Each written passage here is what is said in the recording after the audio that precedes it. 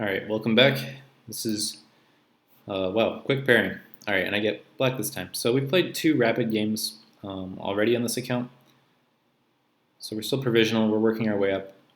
I'm going to be sticking actually to some certain openings for black and some things I'm personally working on. One of which is the caro-kann. I have some experience in the caro-kann, but it's been a while since I've played. All right, the advanced variation.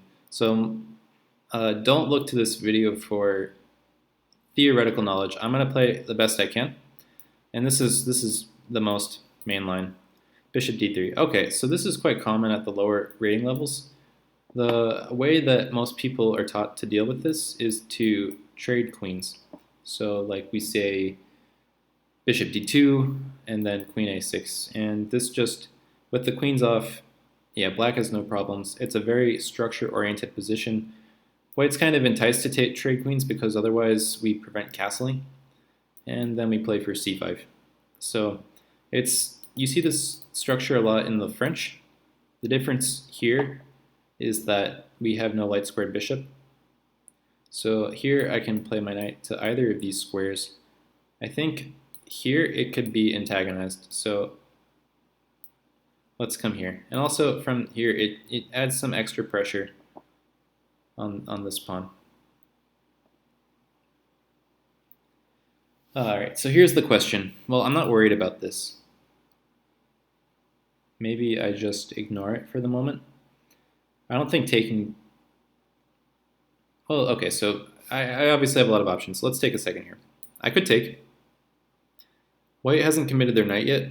I'd like them to commit here before I take, because it would be better placed in c3 in a position where this stuff has been traded. Additionally, I mean, I'm in no danger of losing this pawn. I have two pieces defending it. If b4, I could actually run into a problem with my knight. So I'd have to take, and then maybe reroute my knight. Maybe bring my knight out this way.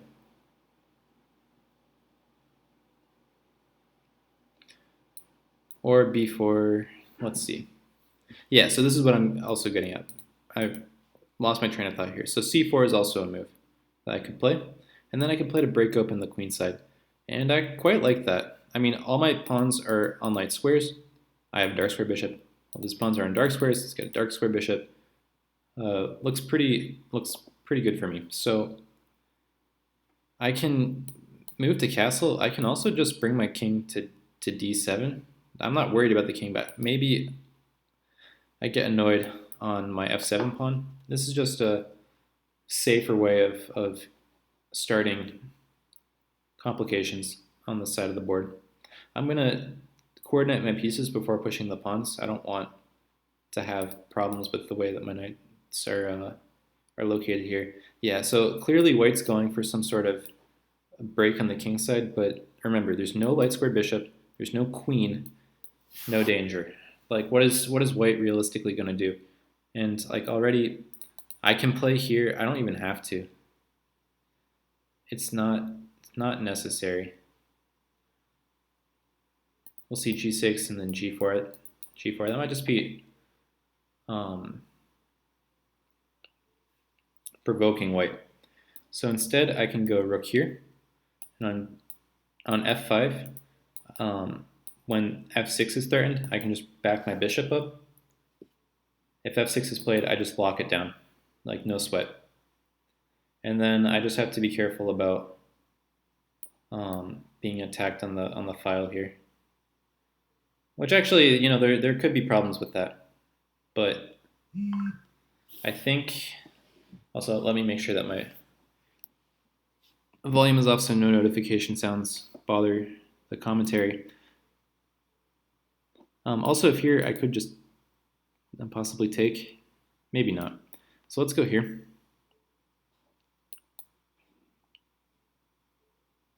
So now I'm ready to just bust open the queen side. All my pieces are well placed for it.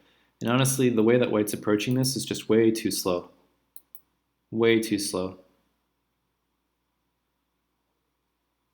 They should have launched right away with the pieces that they had. They already had a majority of pieces over here. You don't need to spend an extra 3 moves to get your knight and block obstruct your rook.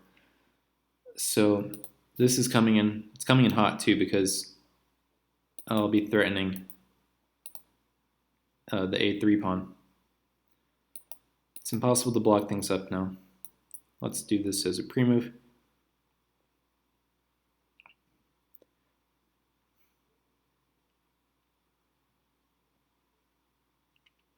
And let's see what white gets at here. Takes like that. Well, now I'm guaranteed to open up everything. You didn't solve the problem. Okay, well, I'm going to take back with the knight. I'd love to get my knight into some sort of active position here. Attack the pawn.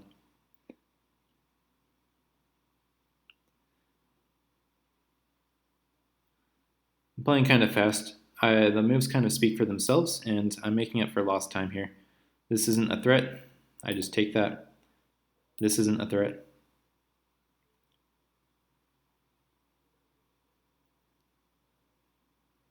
And I am threatening this, so not sure how he defends it either. Like if we imagine, well, first of all, the rook can't come up.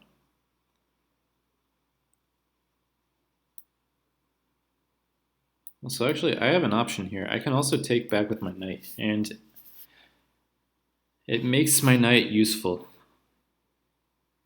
when my knight would otherwise not be attacking this pawn. So actually, I like that. I don't see a way for him to attack this pawn. I don't see a way for him to attack this pawn. So let's do that.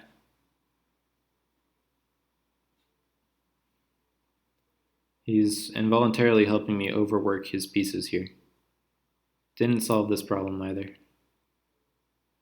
If the bishop has to come back, then white's starting to get into real trouble here. I can play c3.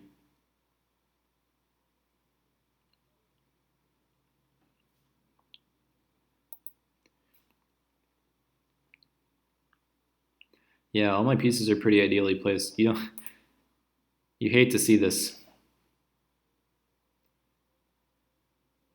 Remember, this was voluntary. You chose to do this.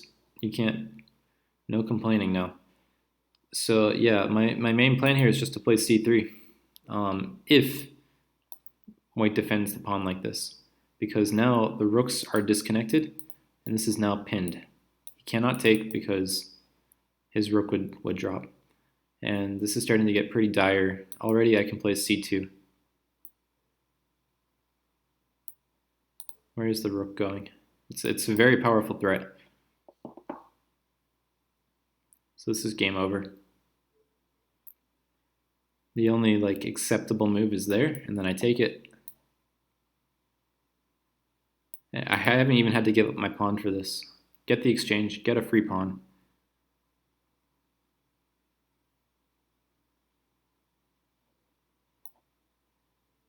Get my other rook involved. I'd like to now double rooks and force my queen. I'm gonna get a little creative here. Of course, this was unnecessary, but I'm just gonna be up some pieces here. Well, thank you very much. Now I'm threatening check and queening, so this is impossible to stop.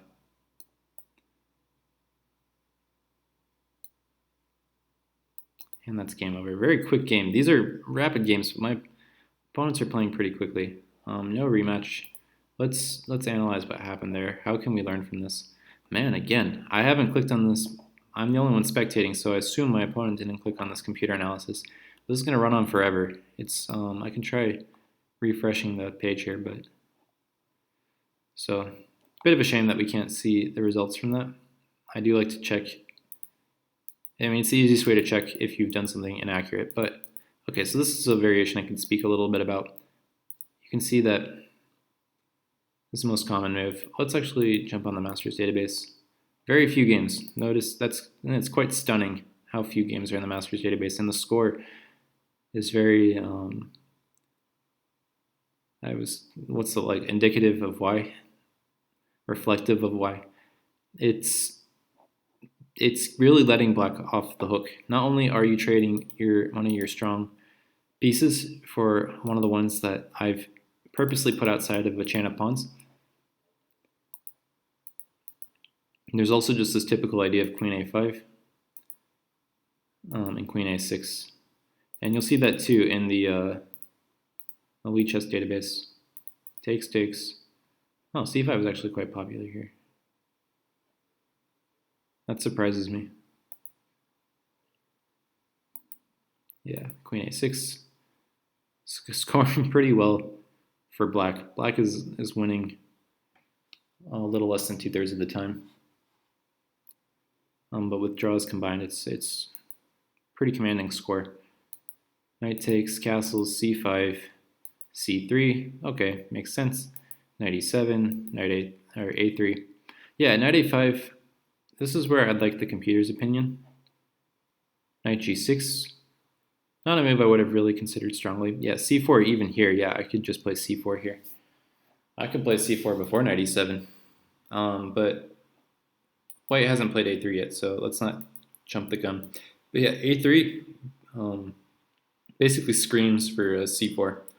I should have probably played that right away. It just didn't occur to me in this moment because I was so fixated on my knight. So that's something I can learn already, is that, you know, this is a red flag for c4. It's I can show too.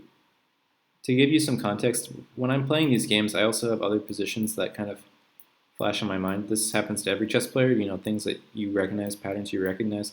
One of those patterns is from the French defense. Notice that this is an improved version because, or ours was an improved version because we don't have to worry about this bishop being blocked. Where, like queen b6, a3, c4.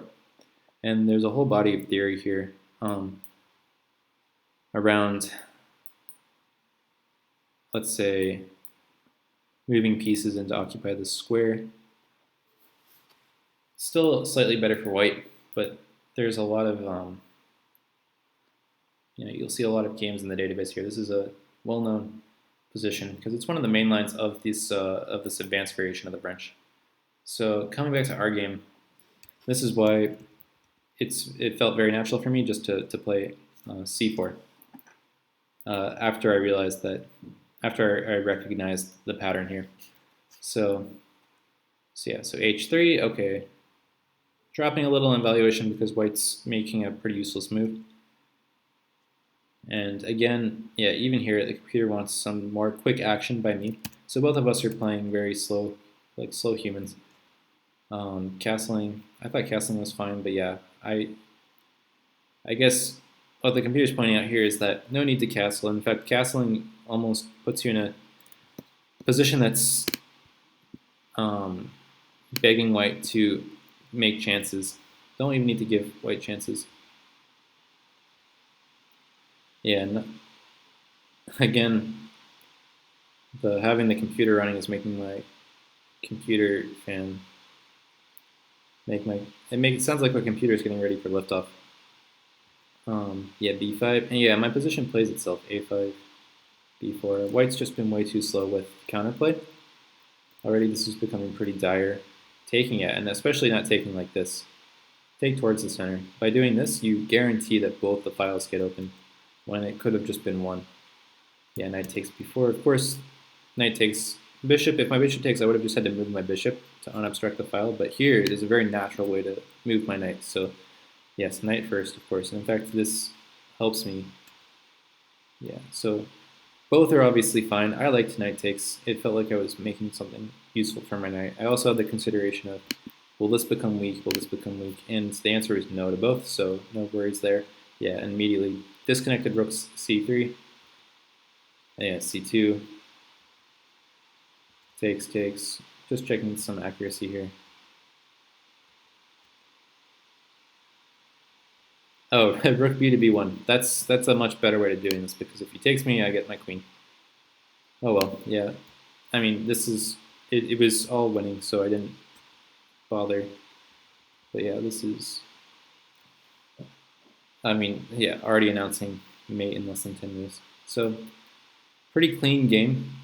I feel good about that. I'm glad, and this is annoying, but I'm glad that even in these early stages of me trying to regain my lost knowledge of the caro-kann, we played a variation that I knew a bit about.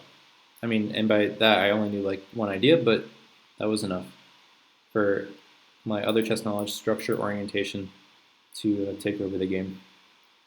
So, and that's basically the main takeaway here. I had very little chess knowledge that actually let me, or very little like opening knowledge that let me to get a good position. It was a culmination of some tactical and structure orientation knowledge that let me find the correct plans and execute them. So really, as an improving player, those are things that are especially for beginner level players, for people maybe below 2000. I mean, much before that, people will have these kind of trainings, but that's the kind of thing that you would work on if you were a novice player, maybe you haven't played in the tournament before, or just picking things up, playing online for the first time. Structures are important. Try to learn what are typical plans for structures. So thank you for watching. Hopefully you learned something from this. Hopefully I learned something from this, and I'll see you in the next game.